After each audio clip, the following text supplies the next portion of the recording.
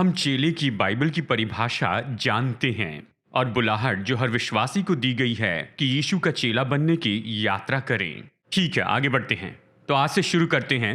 अगले कुछ रविवार तक हम देखेंगे एक ऐसा महत्वपूर्ण विषय, लेकिन जरूरी नहीं कि ये बहुत ही विख्यात विषय हो, लेकिन ये महत्वपूर्ण ऐसा विषय है। हम चर्चा करेंगे यीशु मसीह का चेला होने के बारे में। आइए कहते हैं, कहिए चेला।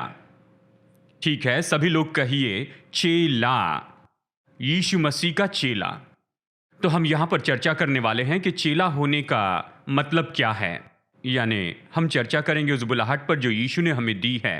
उसने हमें चेला होने के लिए बुलाया है, और चेला बनने में कौन सी क्रिया जुड़ी है, और चेला होकर बढ़ते जाने में क्या है, और इसके फल क्या है, परिणाम क्या है, या सबूत क्या है कि ये व्यक्ति यीशु का चेला है। मैं भरोसा करता हूं कि आज यहां उपस्थित हर एक व्यक्ति ने ये निर्णय लिया है कि वो यीशु मसीह पर विश्वास करेंगे प्रभु और उद्धारक के रूप में। यानी हमने सुसमाचार सुना कि यीशु मसीह हमारे पापों के लिए मरे, और हमने विश्वास किया यीशु मसीह पर, और वो हमारे प्रभु हैं, वो हमारे उद्धारक हैं। और ये महत्वपूर्ण है, लेकिन ये मंजिल नहीं है, ये तो केवल शुरुआत की जगह है उसने हमें जिस काम के लिए बुलाया उसकी। और आज मैं हमारे दिल पर यह छाप छोड़ना चाहता हूं कि यीशु मसीह ने हम में से हर एक को बुलाया कि हम उसके चेले हो जाएं। मैं इस पर जोर देना चाहूंगा और इसे समझने में शायद थोड़ी मदद भी करूंगा कि यीशु मसीह का चेला होने का मतलब क्या होता है। तो आइए एक साथ मिलकर कहते हैं, प्रभु यीशु मसीह ने हमें बुलाया है कि उसके चेले हो जाएं और केवल विश्वासी न रहें। जब यीशु ने महान आज्ञा दी, मत्ती अध्याय 28 वचन 19 और 20 में, जिसे बहुत लोग जानते हैं, मत्ती अध्याय 28 वचन 19 और 20, तो आइए इसे एक साथ मिलकर पढ़ते हैं। उसने कहा, इसीलिए तुम जाओ, सब जातियों के लोगों को चेला बनाओ और उन्हें पिता और पुत्र और पवित्र आत्मा के नाम से बपतिस्मा दो, और उन्हें सब बातें जो मैंने तुम्हें आज्ञा दी हैं मानना सिखाओ, और देखो मैं जगत के अंत तक सदा तुम्हारे संग हूं। इस तरह ये वचन कहता है। तो उसने कहा, जाओ और चेले बनाओ। ठीक है, यानी केवल विश्वासी नहीं, केवल चर्च में उपस्थित होने वाले नहीं, और केवल इतना ही नहीं कि अपनी सभा में उन्हें जोड़ दे आने वाले बनाए। नहीं, जाओ और चेले बनाओ। जैसे हम इसे देखते हैं, ये दिलचस्प है। ये शब्द ग्रीक में ये शिक्षा देने के लिए सामान्य शब्द नहीं है। ये नहीं कहता जाओ और शिक्षा दो या लोगों को बताओ या घोषणा करो। इतना सरल शब्द नहीं है। यहां पर ग्रीक शब्द जो है यहां उपयोग किया गया चेले बनाओ के बारे में, ये ऐसा शब्द है जिसमें ये विचार है कि चेले बन जाएं, यानी आवेदन करने के द्वारा या साइन अप करने के द्वारा, सरल शब्दों में कहे तो, यानी सीखने वाला या शिष्य या विद्यार्थी होने के लिए आवेदन करके चेला बनना। जब ये कहता है जाकर चेले बनाओ, मतलब जाकर लोगों को लाओ जो चेला बनने के लिए समर्पण कर दें आवेदन से, इस क्रिया के लिए जिसके द्वारा वो सीखेंगे, जिससे वो बदल जाएंगे और चेला बन जाएंगे। इसलिए जाओ और चेले बनाओ, उन्हें भीतर लाओ। इसके लिए उन्हें आवेदन भरने दो, समर्पण करने दो इस क्रिया के लिए कि वो चेले बन जाएं। तो ये नहीं कहा जाकर सुसमाचार प्रचार करो। ये जरूरी है कि हम सुसमाचार प्रचार करें, सुसमाचार प्रचार करना जरूरी है, लेकिन हमारा लक्ष्य है और हम चाहते हैं कि हम ये कदम उठाएं और कहें कि मैं जाता हूं और मैं चेला बनूंगा।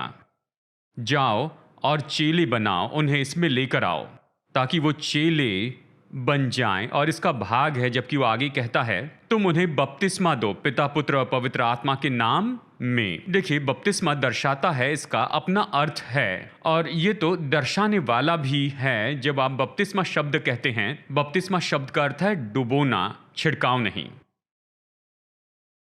यही छोड़ देते हैं। डुबोना बहुत ही महत्वपूर्ण है, क्योंकि जब आप डुबोए जाते हैं तो आप पूरी तरह से भीतर जाते हैं। ऐसा नहीं कि हाथ और पैर बाहर रह जाते हैं, वो कोई पर्याय नहीं है। यानी डुबोया जाना, डुबाकर बपतिस्मा देना, यानी आपकी परिपूर्णता बाइबल के परमेश्वर में, यानी पिता, पुत्र और पवित्र आत्मा में। आप कहते हैं, मैं समर्पण करता हूं अपने पूरे व्यक्तित्व को इसके लिए। बपतिस्मा ले, पिता और पुत्र और पवित्र आत्मा के नाम में। और फिर क्रिया के भाग के रूप में उन्हें शिक्षा देना है कि उन्हें मानना सिखाए। ये सिखाने का मतलब है कि निर्देश दे। और इसीलिए चेले बनने के भाग में आपको डुबकी लेनी है, अपने आप को पूरी तरह से समर्पित करना है। और फिर उसके बाद में ये निर्देश है जो आप निरंतर पाते रहते हैं, जो चेला होने में आपकी मदद करेगा। उन्हें मानना सिखाओ, वो सब जो यीशु ने आकर हमें दिया है। लेकिन लक्ष्य ये है जो उसने हमसे कहा कि जाकर चेले बनाओ। अब बहुत कुछ है जो प्रभु यीशु मसीह ने कहा है चेले बनने के बारे में, और आने वाले हफ्तों में हम इसके बारे में देखेंगे। लेकिन इसमें दिलचस्प बात यह है, जब उसने चेलों को आज्ञा दी और जब वो बाहर गए, तो पूरे प्रेरितों के काम की किताब में आप नहीं पाएंगे कि लोगों को विश्वासी के रूप में कहा गया है। आप पाएंगे कि चेले शब्द उपयोग किया गया। हम सामान्य रूप में कहते हैं विश्वासी। क्या आप विश्वासी हैं? हाँ, हेलो, मैं भी विश्वासी हूं। मैं कहता हूं ठीक है। हम अक्सर विश्वासी शब्द कहते हैं, हम समझते हैं ये किस बारे में कह रहे हैं। लेकिन प्रेरितों का काम शब्द उपयोग करता है चेले। इस पूरी किताब में यीशु के पीछे चलने वाले लोगों के बारे में कहता है चेले, चेले, चेले। मतलब ये केवल ऐसे लोग नहीं जो यीशु के नाम पर विश्वास करते हैं, लेकिन उन्होंने पूरे दिल से अपना समर्पण किया कि यीशु मसीह के चेले हो जाएं। और आप जानते हैं प्रेरितों के काम अध्याय 11 वचन 26 का ये वचन, आइए इसे पढ़ते हैं। और चेले सबसे पहले अंताकिया ही में मसीही कहलाए। चेले सबसे पहले मसीही कहलाए। अगर कोई आपसे पूछता है कि आप मसीही हैं, बाइबल के अनुसार वो आपसे पूछ रहे हैं क्या आप चेले हैं? क्या आप मसीही हैं? क्या आप चेले हैं? वो यही तो पूछ रहे हैं, क्योंकि चेलों को ही मसीही कहा गया। अब आप जान गए हैं, जब हम कहते हैं कि मैं तो मसीही हूं, तो आप सच में कह रहे हैं कि मैं मसीह का चेला हूं। यही तो आप कह रहे हैं। हल्के रूप में हम इसे कहते हैं विश्वासी या फिर मसीही, लेकिन बाइबल के अनुसार आप ये कह रहे हैं कि मैं तो यीशु मसीह का चेला हूं। मैंने साइन अप किया है, मैं इसमें हूं पूरी तरह से। यानी चेला। अब इसका मतलब क्या होता है? इसका क्या अर्थ है? और जैसे मैंने आपको बताया, यीशु ने इसके बारे में बहुत कुछ बताया, लेकिन एक वचन का भाग मैं आपको बताना चाहता हूं। ये हमें सटीकता से बताता है कि चेले होने का मतलब क्या होता है। यह है मत्ती अध्याय 10 वचन 24 और वचन 25। चेला अपने गुरु से बड़ा नहीं होता और न दास अपने स्वामी से बड़ा होता है। चेले का गुरु के और दास का स्वामी के बराबर होना ही बहुत है। तो आइए यहां पर रुक जाते हैं और देखते ये क्या कहता है। चेले का गुरु के और दास का स्वामी के बराबर होना ही बहुत है। तो चेला कौन है? चेला तो ऐसा व्यक्ति है जो इस क्रिया के लिए समर्पित है कि वो अपने शिक्षक या अपने स्वामी के जैसे हो जाए। तो यीशु मसीह के चेले होने के नाते आपने और मैंने इस क्रिया के लिए समर्पण किया है कि हम यीशु के जैसे हो जाएं। और यीशु ने कहा यह पर्याप्त है, ये काफ़ी, मैं ज़्यादा नहीं मांगता हूं, ये काफ़ी है चेले के लिए कि वो अपने गुरु या फिर स्वामी जैसे हो जाएं। यानी सच में जो चेले हैं ये तो अपने शिक्षकों के अनुसार करने वाले होते हैं। चेले तो अपने शिक्षकों के अनुसार करने वाले होते हैं, वो अपने स्वामी के जैसे ही होते हैं। यानी यीशु मसीह के चेले होने के नाते आप और मैं यीशु मसीह के अनुसार करने वाले होते हैं। और हम तो ऐसी यात्रा में हैं, हम इस क्रिया में हैं, बदलाव की इस क्रिया में हैं कि हम अपने शिक्षक और अपने स्वामी के जैसे हो जाएं। तो हम सीखने वाले और यीशु के पीछे चलने वाले हैं और समर्पित है कि उसके जैसे हो जाएं। तो हम उसके दिल को समझने के लिए समर्पित हैं कि उसके मन को जाने, उसके उद्देश्यों के लिए जीते जाएं। जैसे वो चाहते हैं वैसे ही अपना जीवन जिएं और वही करते चले जाएं। और जो वो काम करवाना चाहते हैं उसे करना, यही तो चेला होना है। यीशु ने कहा चेले का अपने गुरु जैसे होना काफी है। हम इसी के लिए बुलाए गए हैं। हम बुलाए गए हैं इस यात्रा के लिए कि हम यीशु के जैसे हो जाएं। यही तो चेला है। क्या आप समझ रहे हैं? यीशु ने कहा यह काफी है कि आप गुरु या स्वामी जैसे हो जाए। यह पर्याप्त है कि हम उसके जैसे हो। अब जरा सोचिए कि यह कैसा प्रभाव डालता है सारी बातों पर। परिवार के बारे में सोचिए, घरों के बारे में सोचिए, जहां पर पति या पत्नी जो यीशु मसीह के चेले हैं, यानी वो समर्पित हैं कि वो यीशु मसीह के जैसे हो जाएं। यानी घर में जब मौका होता है कि वहां पर लड़ाई झगड़ा हो, यानी पवित्र लड़ाई हो तो पति या पत्नी कहते हैं कि मैं तो समर्पित हूं कि यीशु के जैसे हो जाऊं। यानी उस परिस्थिति में आपकी प्रतिक्रिया वो आकार पाएगी, प्रभावित होगी, निश्चित होगी। यानी यीशु के जैसे होने के लिए आपके समर्पण में, यहां तक कि इस परिस्थिति में मेरे घर में मैं वैसे उत्तर दूंगा जैसे यीशु चाहते हैं कि मैं उत्तर दूं। आमीन। क्यों? क्योंकि आप चेले हैं। आप पति हैं या पिता हैं, लेकिन चेले भी हैं। जरा सोचिए इसका कितना प्रभाव पड़ेगा माता पिता और बच्चों के बीच। यानी माता पिता बच्चों से कैसे व्यवहार करेंगे। माता और पिता वो तो यीशु मसीह के चेले हैं और वो दिखाना चाहते हैं अपने बच्चों के साथ व्यवहार में वो यीशु को दर्शाने वाले हैं, यहां तक कि इस संबंध में भी। जरा सोचिए आपके दफ्तर में कितना प्रभाव डालेगा जब आप दफ्तर में जाते, चाहे आपकी जो भी भूमिका हो, चाहे आपकी जो भी जिम्मेदारी हो, चाहे आपके प्रभाव का जो भी स्थान हो, आप यीशु मसीह के चेले हैं। लोग देखेंगे कि आप क्यों इस तरह के डीलिंग्स नहीं करते हैं, आप क्यों इस तरह के कामों में नहीं जुड़ते हैं, आप क्यों अलग हैं, क्योंकि आप तो चेले हैं। आपके दफ्तर में भी यीशु मसीह के चेले हैं। आमीन।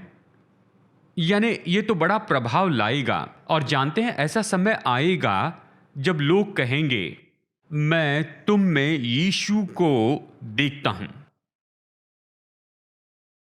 क्या यह अद्भुत नहीं होगा? क्योंकि आप तो चेले हैं और यह अच्छी बात है कि आप इतने बदल गए हैं कि आप अपने स्वामी, अपने शिक्षक जैसे हो गए कि लोग कहें कि मैं तुम में यीशु को देखता हूं या तुम में यीशु का कुछ गुण देखता हूं। मैं देखता हूं। क्यों? क्योंकि तुम चेले हो। आमीन। और उसी में वो हम सबको बुला रहे हैं। आपने प्रभु यीशु मसीह में विश्वास किया है, लेकिन आपके लिए उसका जो न्योता है वो तो केवल विश्वासी होने के लिए नहीं है। हमारे लिए उसकी बुलाहट है कि हम उसके चेले हो जाएं, कि उसके अनुसार काम करें, कि हम बढ़ें और परिपक्व और उसके जैसे बन जाएं। हमारे जीवन का हर एक दृष्टिकोण तो उसके लिए उस समर्पण में से ही बहता है कि उसके चेले हो जाए। और जानते हैं बाइबल कहती है, और सच में ये तो पिता की योजना है, यानी कितने युगों से। चलिए एक वचन देखते हैं, रोमियो अध्याय 8 से वचन 29। क्योंकि जिन्हें उसने पहले से जान लिया है उन्हें पहले से ठहराया भी है कि उसके पुत्र के स्वरूप में हो, ताकि वो बहुत भाइयों में पहलोठा ठहरे। एक ही कारण है कि अनंत काल का वचन जो कि परमेश्वर था वो परमेश्वर का पुत्र हो गया। ये बताता है कि परमेश्वर के पुत्र जाने की सच में उन्हें कैसे दिखना है। मैं फिर कहूं, एक कारण है क्यों अनंत काल का वचन परमेश्वर का पुत्र बन गया, ताकि परमेश्वर के पुत्र जाने कि उन्हें सच में कैसे दिखना है। उन्हें अपने बड़े भाई जैसे दिखना है। यह कहता है बाइबल वचन 29 में कहती है, जिन्हें वो जानता था, पहले से तय किया, यानी उसने पहले से योजना बनाई कि मैं इन्हें इस तरह से करने लगाऊंगा कि हम सब जो यीशु पर विश्वास करते हैं कि हम भी बिल्कुल उसी स्वरूप में बनाए जाएं यीशु मसीह के, ताकि वो बहुत से भाइयों में पहलोठा हो जाएं। यानी क्या आप कल्पना कर सकते हैं? आप कह सकते हैं कि यीशु मसीह मेरे बड़े भाई हैं। आमेन। ये प्रभु की योजना है। जानते हैं, यदि आपके कुछ भाई हैं, जैसे अच्छे ऊंचे तगड़े भाई हैं, इनकी अपनी विशेषता है। शायद आप सोच रहे हैं मैं किनके बारे में बता रहा हूं। ये 3 भाई हैं जो हट्टे कट्टे हैं। इनकी अपनी अपनी विशेषताएं हैं, लेकिन उनमें एक बात समान है। हम बता सकते हैं वो भाई हैं, वो एक ही घर से हैं, वो सब यीशु के लिए समर्पित थे। ये बड़ी बात है। आमेन। यानी बता सकते हैं, यानी एक जैसे चलते थे, एक ही फाटक से जाते थे। यानी कुछ निश्चित चीजें हम कह सकते हैं कि वो भाई हैं। परमेश्वर चाहते हैं कि हम यीशु के जैसे हो जाएं। उसने ये योजना बनाई बहुत पहले। यानी अनंत काल का वचन मनुष्य बना ताकि मनुष्य के पुत्र अपनी असली पहचान जान सके कि उन्हें कैसे होना चाहिए, उसके जैसे होना है। पहले मनुष्य ने गड़बड़ी की, लेकिन अंतिम आदम ऐसे था, उसके जैसे हो। युगों से यही तो होते आया है कि हम सब यीशु के जैसे हो जाएं। तो इस परिचय के संदेश में मैं कुछ साइड नोट्स बताना चाहता हूं। उनमें से एक है कि चेले होना क्या नहीं है। बस यहां 3 सरल बातें बताना चाहूंगा कि हम इस बात को अच्छे से जान लें जिसे हम देख रहे हैं। चेले होना क्या नहीं है। नंबर 1, चेले होना ये नहीं है कि क्या करना है क्या नहीं करना है उसका अनुकरण करें। कुछ मसीही समूह में जब वो चेले होने के बारे में कहते हैं तो तुरंत वो बताते हैं कि आपके बाल कितने लंबे होने चाहिए, सोना पहनना है या नहीं, या किस तरह के कपड़े पहने, स्कर्ट कितनी लंबी होनी चाहिए, चर्च में स्लीवलेस पहनना है या नहीं। यानी उनके लिए चेलापन बस यही है। ये तो बस नियम है, क्या करना है और क्या नहीं करना है। लेकिन सुनिए, बाइबल इसके बारे में नहीं कहती है। जब बाइबल चेले होने के बारे में बताती है कि आप यानी आपके वस्त्र के अंदर जो व्यक्ति हैं वो बदल जाए, प्रभु यीशु के स्वरूप में बने। यह महत्वपूर्ण है। अवश्य आप जैसे व्यवहार करते इसमें यह देखा जाएगा, और यह चुनाव आपका है। जब आप यीशु के चेले होने का निर्णय लेंगे तो यह आप पर आधारित होगा। हमें बताने की जरूरत नहीं पड़ेगी। आमेन। तो चेला बनना इस बारे में नहीं कि हमें क्या करना है क्या नहीं करना है, पर इसका संबंध आपके बदलाव से है कि आप यीशु के स्वरूप में बदलते जाएं। दूसरी बात, चेलापन ये नहीं है, चेलापन चुने हुए पालन करने वाले नहीं हैं। यह ऐसा नहीं कि यीशु ने हमें 100 चीजें दे दी और कहा कि इनमें से जो चाहे चुन लो। नहीं, चेले बनना तो 100% समर्पण है। ये डुबोया जाना है। आप भीतर में हैं। ये ऐसा नहीं कि ठीक है मैं इन चीज़ों को लूँगा क्योंकि मैं इन चीज़ों को संभाल सकता हूँ, लेकिन इन चीज़ों के लिए माफ़ करना, मुझे ये नहीं चाहिए थे। नहीं, आप 100% भीतर हैं या फिर आप बाहर हैं। ये चुनने की बात नहीं है। ऐसा नहीं कि मैंने मेनू दिया कि आपको क्या पसंद है। ये चेलापन नहीं है। आमेन। ये 100% समर्पण है कि यीशु के जैसे हो जाएं, सिर से पैर तक, आत्मा प्राण शरीर, मैं इसमें हूं। और फिर अंत में चेला बनाना लोकल चर्च का अनुचर बनाने का प्रोग्राम नहीं है। कुछ लोग सोचते ओ ये इसलिए कह रहे हैं क्योंकि चाहते हैं कि मैं चर्च में निश्चित रूप में आऊं। सुनिए, ये मुद्दा नहीं है। ये ऐसा नहीं कि किसी चीज के लिए साइन अप करवा दे ताकि निश्चित कर लें कि आप इसी चर्च में हमेशा आते रहेंगे। नहीं, लोकल चर्च इसलिए अस्तित्व में है कि चेले बनने की आपकी यात्रा में आपकी मदद करें। हम यहां पर चर्च आने के लिए जबरदस्ती करने के लिए नहीं हैं, लेकिन मदद के लिए हैं, सहायता के लिए हैं। लेकिन आप यात्रा पर हैं। आपकी यात्रा यही है कि यीशु के जैसे हो जाए। तो हम ये नहीं कहते कि चेले बनना मतलब चर्च के लिए समर्पण कर देना है। हम ये कह रहे हैं कि चेले बनने का मतलब है कि आप स्वामी के लिए समर्पित हो जाएं। हम उस यात्रा में आपकी मदद करेंगे। एक साथ मिलकर हम ये यात्रा करेंगे। आमीन। अब एक और बात पर हम यहां पर चर्चा करेंगे कि जब हम चेले बनाने के बारे में कहते हैं तो व्यवहारिक चुनौतियों पर हमें जय पाना है। कुछ ऐसी चुनौतियां या फिर रुकावट का हम सब सामना करते हैं। उनमें से पहला तो होगा ये, मेरे पास इसके लिए समय नहीं है। ये बहुत मांग करता है। हाँ, मैं रविवार को चर्च में आ सकता हूं, लेकिन पास्टर आप मेरी जिंदगी नहीं जानते, सोमवार से यानी शनिवार तक बहुत व्यस्त हूं। इसके लिए मेरे पास समय नहीं, ये मेरे लिए बहुत ज्यादा है। ये एक रुकावट है, यह हमें इस यात्रा में आगे बढ़ने से रोक देता है। लेकिन आज मैं आपको चुनौती देता हूं कि यीशु के लिए आपकी जो हाँ है वो इतनी सामर्थ्य होनी चाहिए कि आप समय निकालने के लिए तैयार हैं, दाम चुकाने के लिए तैयार हैं कि इस यात्रा में आगे बढ़े और उसके जैसे हो जाएं। आमीन। हाँ हाँ, हम सब व्यस्त हैं। हाँ, हम जानते हैं कि दूसरे काम भी हैं, हमारी जिम्मेदारियां हैं, लेकिन आत्मिक रूप में आपने समर्पण किया है कि मैं यीशु के जैसे होने के इस यात्रा में आगे बढ़ूंगा और मैं क्रिया से जाऊंगा। अगले रविवार को क्रिया के बारे में बताऊंगा। इसमें समय लगता है। जैसे आप जो कुछ भी चाहते हैं उस समर्पण के लिए समय लगता है। इसके लिए समय लगता है, इसके लिए कुछ समर्पण लगता है।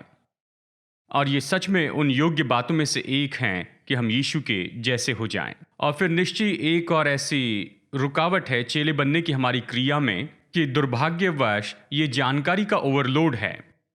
जानते हैं आज इंटरनेट के कारण और जो भी एक्सेस हमारे पास में है, हमारे पास जानकारी का ओवरलोड है। यानी आप अपना फोन ऑन कर सकते हैं, सुबह से शाम तक पॉडकास्ट सुन सकते हैं और वीडियो देख सकते हैं, ये सब। और कई बार गलत रीति से हम ये सोचते हैं कि जानकारी तो बदलाव के जैसी ही है, और ये सच नहीं है।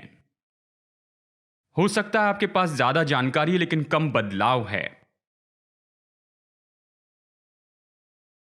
मैं ये फिर से कहूं, हो सकता है कि आपके पास में ज्यादा जानकारी है लेकिन बहुत कम बदलाव है। तो हम गलत रूप में सोचते हैं कि हाँ, मुझे पता है रेवरेंड ने क्या कहा है, या उस भविष्यवक्ता या उस प्रेरित ने क्या कहा है, मुझे लेटेस्ट क्रिश्चियन बुक पता है या फिर लेटेस्ट जो कुछ भी है सब पता है। पर जिंदगी के बारे में क्या? ये नहीं कि क्या आपके पास जानकारी है, मुद्दा ये है क्या आपका जीवन बदल गया है कि आप अपने स्वामी के जैसे हो जाएं।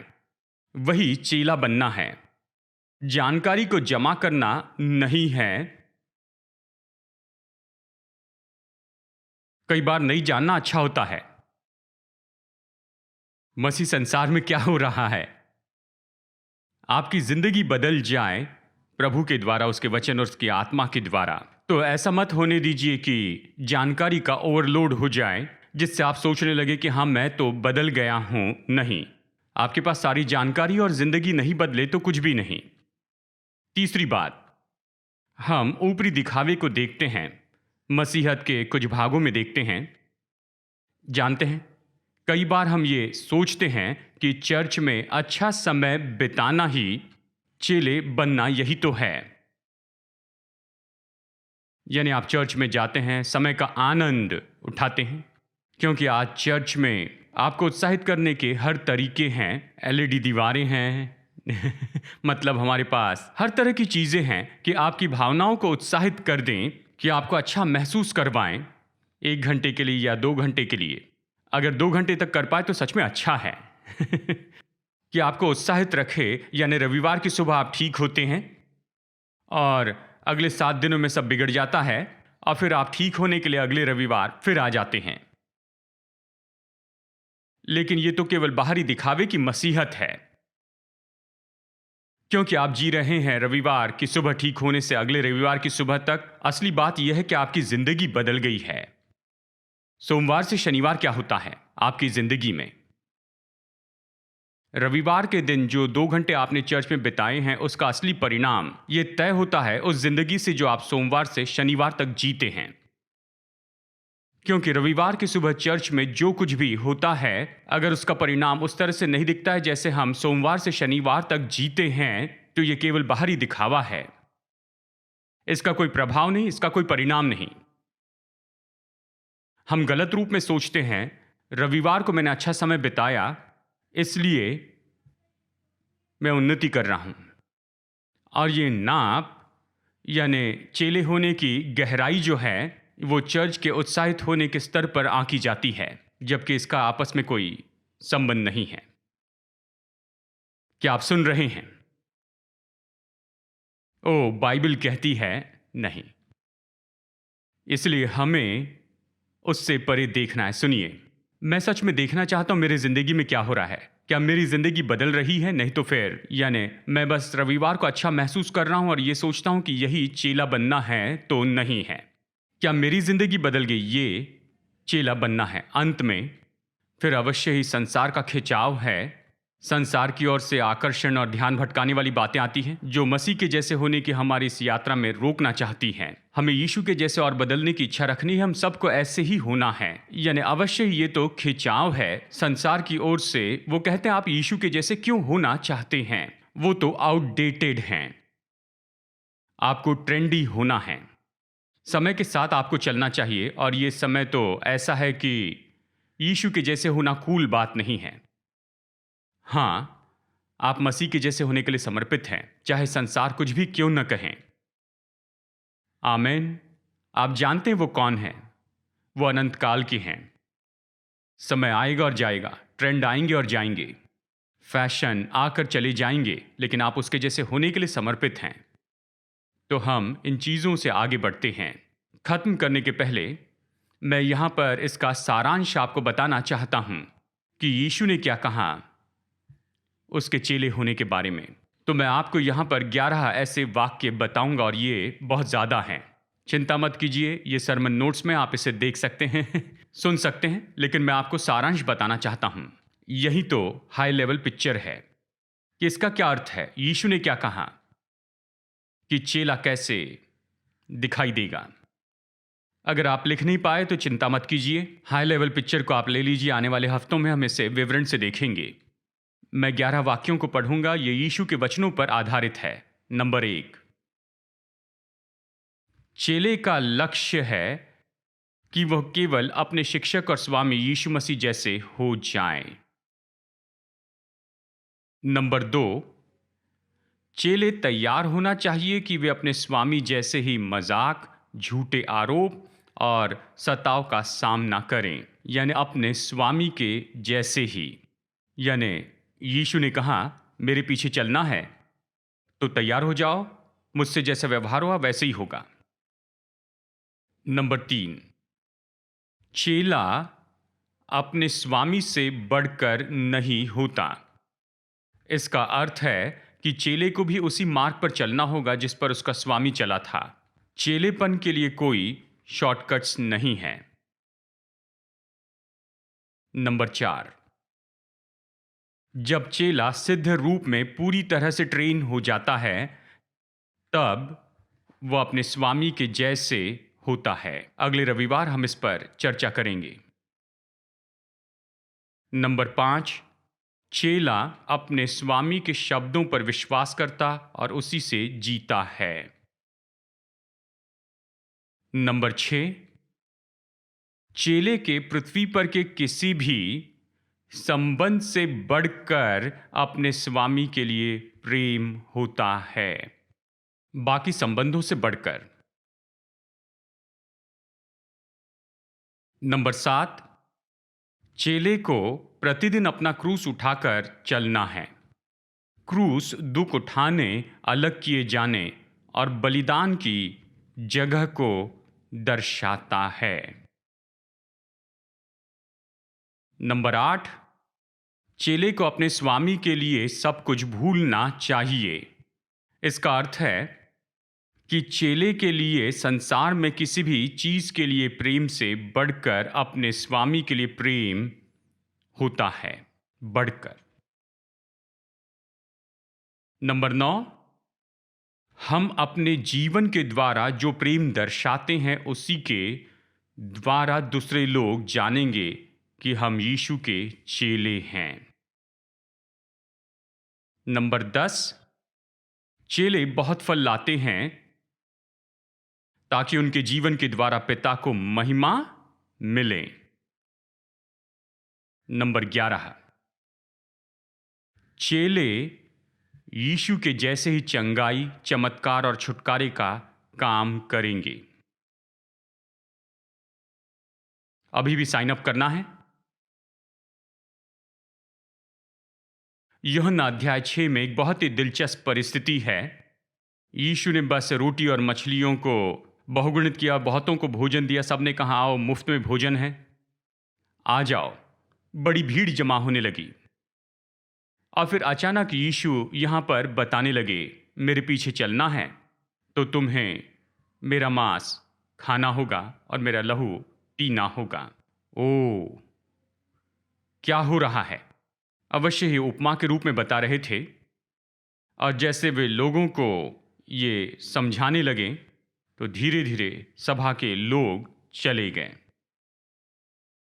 और मैं सोच सकता हूं कि शायद केवल 12 उसके पास रह गए।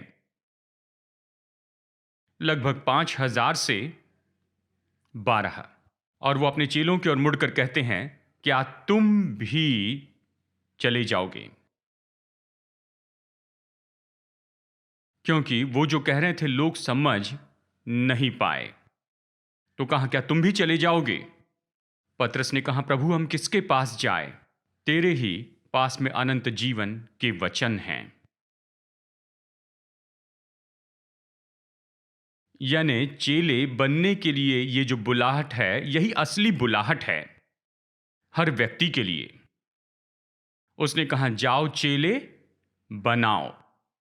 हम शुरू करते हैं यीशु मसीह पर विश्वास करने से, लेकिन ये अंत नहीं है। उसने हमें न्योता दिया कि हम उसके चेले बने, हम बढ़े और उसके जैसे हो जाएं। लेकिन उसने पूरा विवरण से हमें बताया है कि इसका मतलब यही होगा। मैंने आपको केवल सारांश बताया है, लेकिन हमें उसके लिए समर्पण करना है। हाँ प्रभु जी, मैं तैयार हूं कि इस बुलाहट के लिए समर्पित हो जाऊं, कि चेला बन जाऊं। तो क्या आप यीशु का चेला बनने के लिए हां कहेंगे? मैं प्रोत्साहित करना चाहता हूं। देखिए, ये बदलाव की जो क्रिया है, ये तो हमारी योग्यताओं पर आधारित नहीं है। उसने बस यही कहा है कि तुम आओ, खुद को उपलब्ध करो। लेकिन बाइबल कहती है ये परमेश्वर हैं जो हम में काम करते हैं, हमें इच्छा रखने और उसकी इच्छा पूरी करने के योग्य बनाते हैं। मतलब प्रभु काम करेंगे, लेकिन हमें कहना है मैं तैयार हूं, ठीक है, काम कीजिए। तो चाहे हमारी जो भी पृष्ठभूमि हो, कुछ लोग कहेंगे पास्टर आप नहीं जानते मेरी पृष्ठभूमि क्या है, मैं कहां से आया हूं। आप कहते हैं, क्या मैं यीशु के जैसे हो जाऊंगा? यह असंभव है। शायद आपकी मां ने कहा यह असंभव है। मजाक कर रहा हूं। ये ऐसे दिखाई दे कि ये तो बहुत ही मुश्किल है कि परमेश्वर आपकी जिंदगी को लेकर उसे बदल दे, अपने पुत्र यीशु की समानता में बनाए। लेकिन इसलिए वो परमेश्वर हैं, इसलिए वो परमेश्वर हैं, वो इसे कर सकते हैं। किसी के भी लिए, किसी की भी जिंदगी में कर सकते हैं। हमें कहना है प्रभु मैं इच्छा रखता हूं, मुझ में काम कीजिए, और वो काम करेंगे, हमें बदल देंगे कि हम यीशु के जैसे हो जाएं। आमेन। तो आइए अभी हम खड़े हो जाएं, हम प्रार्थना करेंगे। तो आज के दिन मैं चाहता हूं कि आप गौर कीजिए, ये बुलाहट चेले बनने के लिए यीशु ने कहा ये काफी है एक चेले के लिए कि वो हो जाए अपने शिक्षक जैसे, स्वामी जैसे।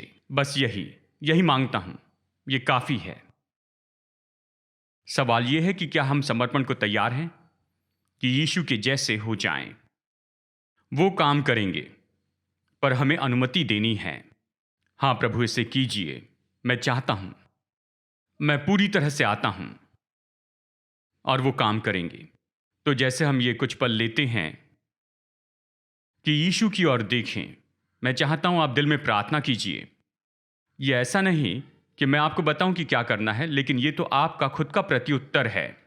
ये कहना कि हाँ प्रभु, आपके जैसे होना चाहता हूं, मैं आपका चेला बनना चाहता हूं। आज सुबह यहां समर्पण करता हूं कि मैं चेला बन जाऊंगा। या शायद हम में से बहुत से लोगों ने इस यात्रा को पहले ही शुरू कर दिया है। अच्छा है, हमने ये यात्रा शुरू की है। कहिए, प्रभु मैं इस यात्रा में हूं और मैं इसमें बने रहूंगा, मैं पीछे ना हटूंगा। आमीन। तो आइए कुछ पल हम प्रार्थना करें। चाहे आप किसी भी चुनौती का सामना करें, यह यीशु मसीह के लिए समर्पण है। मैं जानता हूं स्कूल के समय में प्रभु ने मेरी जिंदगी को छू लिया। मैं बस 12 साल का था, यहीं पर बिशप कॉटन में, जब मैंने यीशु के पीछे चलने का निर्णय लिया। तो स्कूल में सबसे पहले लोग मुझे होली जो कहने लगे, अलग अलग नाम रखने लगे, क्योंकि मैं पूरी तरह से इसमें था।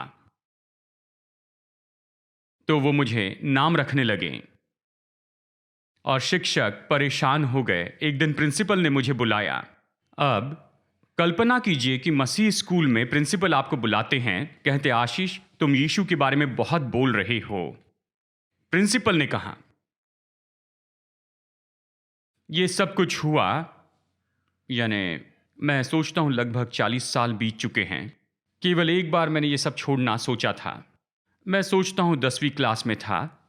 मैं 2 साल से विश्वासी था। मैंने कहा काफी हो गया। मुझे याद है एक सुबह मैंने कहा, प्रभु अभी मैं आपके पीछे चलना नहीं चाहता हूं, केवल एक बार। और उस दिन मैंने अपनी बाइबल खोली और मुझे लगता है मैंने भजन पढ़ा, भजन संहिता 77। भजनकार ने कहा, प्रभु मैं अधर्मियों को देखता हूं, वो संपन्न हो रहे हैं और आप मुझे देखिए। पर उसने कहा, ये तो मेरी व्याकुलता थी। प्रभु ने जो किया उसे मैंने स्मरण किया और ये लगभग 15 मिनट तक चलते रहा। मैंने कहा, प्रभु और फिर कभी नहीं, मैं कभी यीशु के पीछे न चलने के बारे में नहीं सोचूंगा, कभी नहीं। जब मैं कॉलेज में गया, कॉलेज में वहाँ फिर से यानी हर चीज़ का सामना करते हैं, हर तरह के दबाव होते हैं कॉलेज में। कुछ लोग कॉलेज के विद्यार्थी हैं। मैं यीशु मसीह के पीछे चलता हूं, मैं नहीं डरूंगा यीशु मसीह के बारे में इन्हें बताते हुए। अगर आप चाहें तो मुझसे जुड़ जाइए, मैं आपके साथ नहीं जुड़ूंगा। आमीन। प्रभु ऐसा समर्पण मांगते हैं कि मैं यीशु के पीछे चलने लगा, मैं यीशु के पीछे चलने लगा।